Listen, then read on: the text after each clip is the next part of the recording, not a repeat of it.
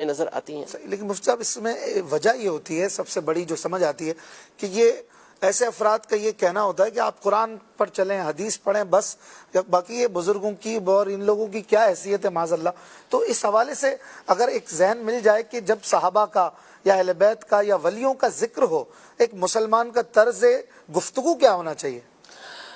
مسلمان ہمیشہ باادب ہوتا ہے، احترام کرنے والا ہوتا ہے. دیکھیں علی اصغر صاحب نے بھی پچھلے دنوں اس پر اچھا کلام کیا اور پوری قرآن کی آیت سے بتایا کہ جو جملہ بعض لوگوں کی زبان پہ آیا ہوا کہ بابے تو کوئی شے نہیں. جی. تو حالانکہ یہ جو طرز ہے، یہ جو انداز ہے، جی. یہ اسلامی تربیت کے بالکل خلاف ہے.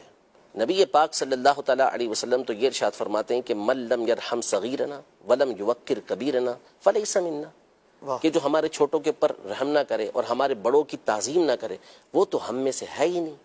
ٹھیک ہے؟ تو اب انداز گفتگو کہ وہ کوئی شے نہیں ہے، کوئی چیز نہیں ہے، کیسے نہیں ہے؟ اللہ تبارک و تعالیٰ کی بارگاہ میں ان کا کیا مقام و مرتبہ ہوتا ہے. صحیح بخاری شریف کی حدیث مبارکہ ہے کہ نبی پاک صلی اللہ علیہ وسلم نے ارشاد فرمایا کہ ان اللہ اذا احب عبدا، کہ اللہ پاک جب کسی بندے سے محبت کرتا ہے، حالانکہ اللہ جل شانہ اپنی مخلوق سے محبت ویسے ہی فرماتا ہے. صحیح. یہاں محبت اور بندے سے مراد وہ نیک صالح بندہ ہے جس کو ہم ولی کہتے ہیں، اللہ کا ولی کہتے ہیں. اس سے اللہ پاک جب محبت کرتا ہے تو جبریل امین کو اپنے پاس بلاتا ہے اور فرماتا ہے کہ انا احبہ، میں اس سے محبت کرتا ہوں، فاحبہ، تو اس سے محبت کر. جبریل امین اس سے محبت کرتے ہیں. پھر وہ اہل آسمان میں اعلان کرتے ہیں کہ فلاں بندے سے اللہ پاک محبت کرتا ہے، تم بھی اس سے محبت کرو.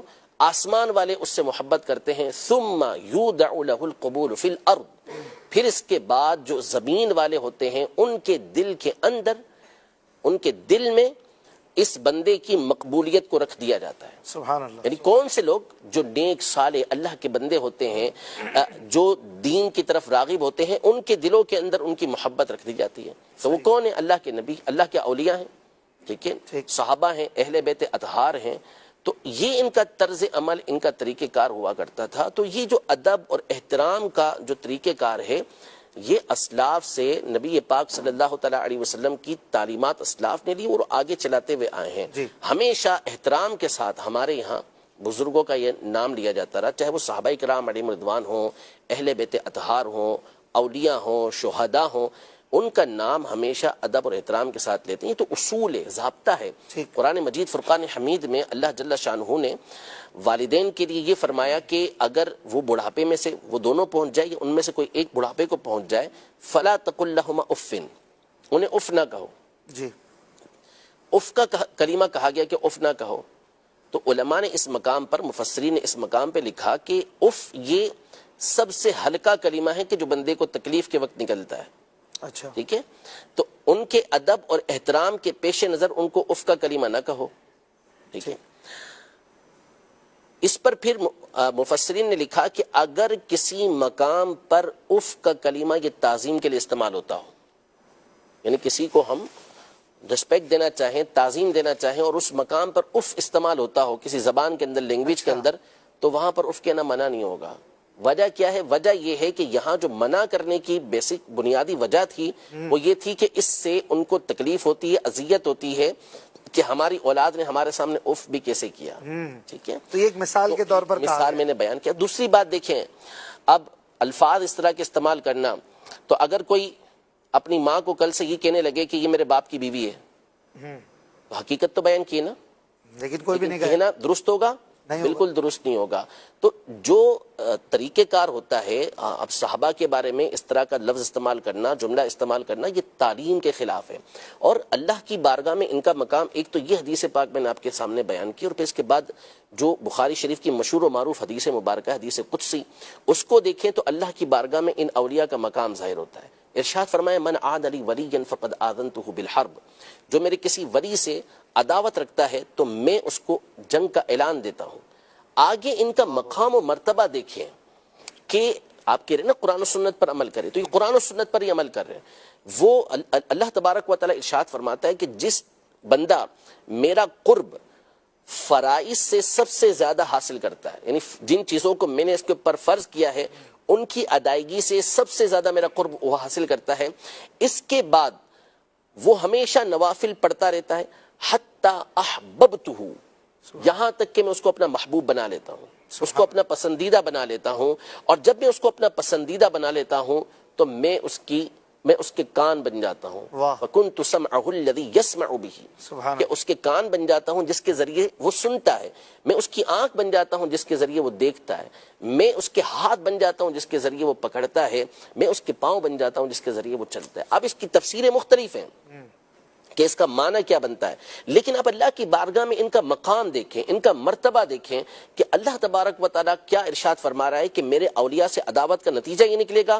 پھر اس کے بعد متصل یہ بات ارشاد فرمائی جا رہی ہے کہ اللہ کی بارگاہ کے اندر ولی بننے والے ان کا مقام و مرتبہ یہ ہے کہ اللہ ان کو اپنا محبوب بناتا ہے. ان کے باڈی پارٹس کے بارے میں فرمایا کہ اللہ کا نور جلال اس میں داخل ہوتا ہے.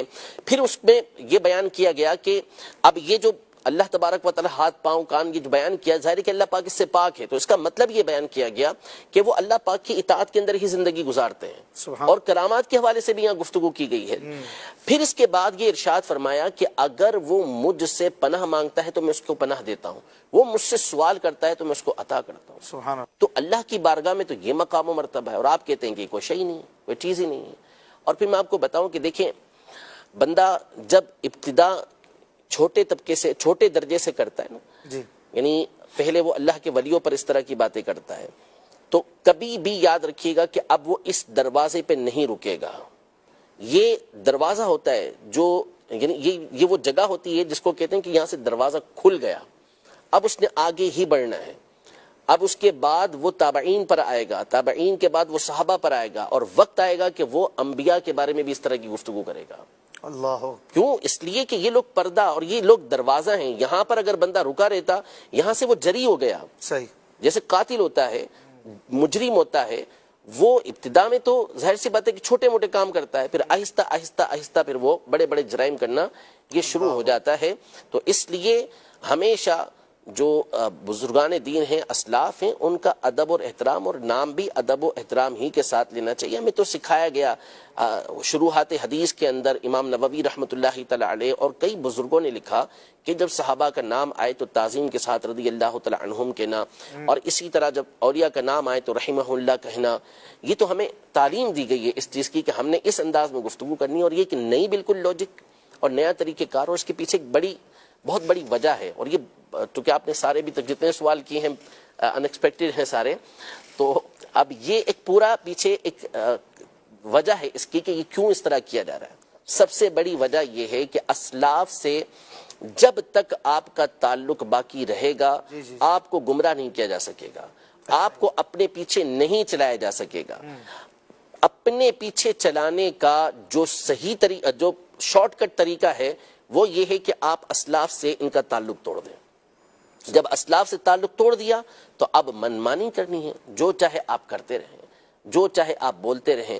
اب جب حوالہ پیش کیا جائے گا کہ جی یہ تو فلاں مفسر نے یہ بات کہی ہے، جنہوں نے اپنی ساری زندگی اس فن کے اندر گزاری ہے، فلاں محدث نے یہ بات کہی ہے، فلاں فقیر، وہ تو کچھ ہی نہیں، وہ تو کوئی چیز ہی نہیں ہے. اس کا مطلب تو یہ ہوا نا کہ آپ نے تو تمام کو بے وقعت کر دیا کہ نہیں، ان کی وقعت ہوگی تو امت ان کی بات مانے گی. اور یہ وہ لوگ تھے کہ جو سلسلہ در سلسلہ ہمیں نبی پاک صلی اللہ تعالی علیہ وسلم تک پہنچا رہے تھے، لیکن انہوں نے وہ جو کڑی آ رہی تھی اس سے کاٹ دیا کہ نہیں ڈائریکٹ ہمارا راستہ، حالانکہ یہ امت کے طریقہ کار کے خلاف ہے. اور ہمیشہ آپ دیکھ لیں کبھی بھی یہ توہین والا انداز آپ کو امت کے اندر جو نیک سارے لوگ ہیں کبھی ان کے اندر نہیں ملے گا. ٹھیک ہے، اب یعنی پچھلے 1400 سالوں میں اس طرح ہمیں اچھے لوگوں میں، صالحین میں نہیں ملتا. بالکل نہیں ملتا. لگتا ہے جیسے کہ آج کوئی آیا اور وہ کہتا ہے پچھلے سارے غلط تھے، میں ہی صحیح ہوں. تو پھر وہی غلط ہوا نا، وہی غلط ہوا. امت تو غلط نہیں ہو سکتی. تو قرآن مجید فرقان حمید میں واضح طور پر ارشاد فرما دیا کہ جو شخص بھی مسلمانوں کے علاوہ کوئی اور راستہ تلاش کرے تو ہم کو اس کو اسی کی طرف پھیر دیں گے، نولیہ ما تولی، جس طرف وہ پھر رہا ہے ہم اسی طرف اس کو پھیر دیں گے اور اس کو جہنم کے اندر داخل کریں گے، اور جہنم بڑا ہی برا ٹھکانہ ہے. تو مسلمانوں کا راستہ اختیار کرنے کا حکم دیا گیا. اور جیسا کہ مفتی صاحب نے بھی بیان کیا اس دن کے صراط الذین انعمت علیہم، یہ تو آپ جب تک صراط الذین انعمت علیہم انعام یافتہ بندوں کا ذکر نہ کریں اس وقت تک تو آپ کی نماز ہی پوری نہیں ہوتی. صحیح. اور پھر اس کے بعد جب التحیات کے اندر آپ آتے ہیں تو السلام علینا وعلی عباد اللہ الصالحین. صالحین کا مطلب ہی اولیاء ہوتا ہے, نیک لوگ ہوتے ہیں, تو ان کے لیے آپ کا دعا کرنا ضروری ہوتا ہے. تو ہمیں تو یہ تعلیم و تربیت دی جا رہی ہے کہ ہم ان کے لیے دعائیں کریں, ہم ان کے طریقہ کار کو اختیار کریں, اور ہمیشہ سے مسلمان یہ طریقہ کار اختیار کرتے ہوئے آ رہے ہیں. یہ ایک نئی طریقے کا نیا طرز نکلا, نیا انداز نکلا, اور پھر اس کے بعد اب ہمارے سامنے اس کے اثرات جو ہے وہ دیکھ رہے ہیں ہم. ہے تو بہت تھوڑا سا اس کا اثر, کوئی بہت بڑا اثر نہیں ہے, صرف سوشل میڈیا کا ایک ہوا ہوتا ہے کہ جس کے ذریعے چیزیں ہو جاتی ہیں, ورنہ گراؤنڈ ریئلٹی یہ ہوتی ہے کہ ایسے لوگوں کی کوئی حیثیت اور حقیقت نہیں ہوتی. دیکھنے والے, کمنٹس دینے والے, گفتگو کرنے والے بھی عمومی طور پہ وہ ہوتے ہیں کہ جو مخالف ہوتے ہیں اور اپنے بے وقوفانہ طرز کی وجہ سے ایسے لوگوں کو پروموٹ کر رہے ہوتے ہیں, ورنہ ان کے فالوورز آٹے میں نمک تو بہت بڑی چیز ہے, کچھ بھی نہیں ہوتے. حقیقت یہ ہے. تو اصل یہ ہے کہ ہمیشہ سے مسلمان یہ صحابہ سے, اہل بیت سے, اپنے اسلاف سے متصل رہے ہیں, ان کے ساتھ جڑے ہوئے رہے ہیں, اور انشاءاللہ قیامت تک یہ سلسلہ چلتا رہے گا. اس طرح کے لوگ آتے جاتے یہ ہمیشہ رہے ہیں, اور علماء ان کا